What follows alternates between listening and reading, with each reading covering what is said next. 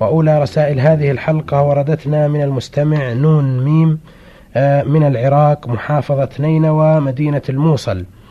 يقول المستمع نون ميم في رسالته: هل إراقة المني خارج فرج المرأة بالنسبة للرجل المتزوج حرام، وخاصة في حالة الحيض أو الولادة؟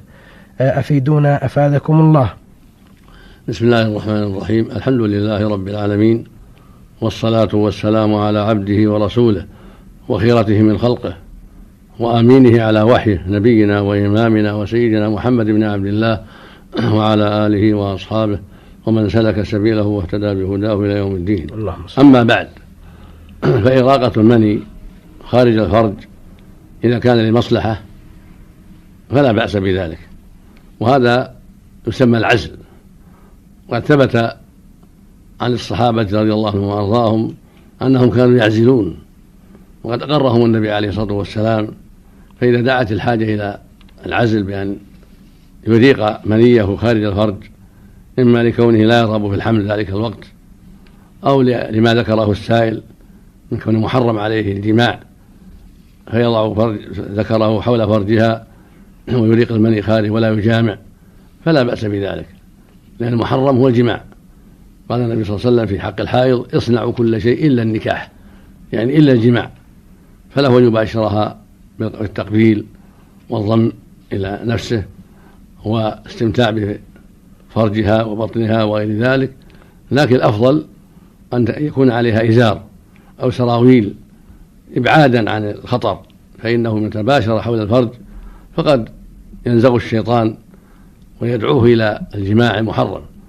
فالأفضل هو أنه يباشرها من وراء الإزار أو السراويل أو القميص. قالت عائشة رضي الله عنها: كان النبي صلى الله عليه وسلم يأمر إحدانا إذا أراد يباشرها وهي حائض يأمرها أن تتزر فيباشرها وهي حائض، هكذا قالت عائشة رضي الله عنها.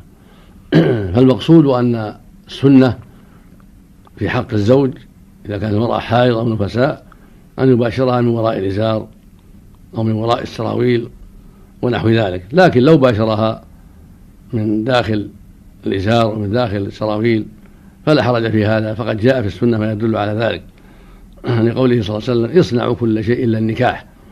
لما قيل إن اليهود إذا حضت المرأة فيهم لم يواكلوها ولم يشاربوها ولم يساكنوها في البيت، قال عليه الصلاة والسلام: اصنعوا كل شيء إلا النكاح، يعني خالفوا اليهود.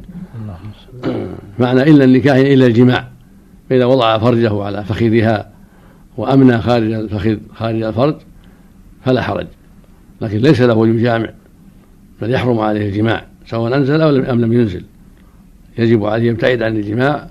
أما كونه يضع ذكره على فخذها أو قرب فرجها ولكن لا يولجه حتى ينزل فلا حرج في ذلك، ولكن الأفضل له والأولى والأحوط أن يبتعد عن هذا لئلا يدفعه الشيطان إلى الجماع المحرم.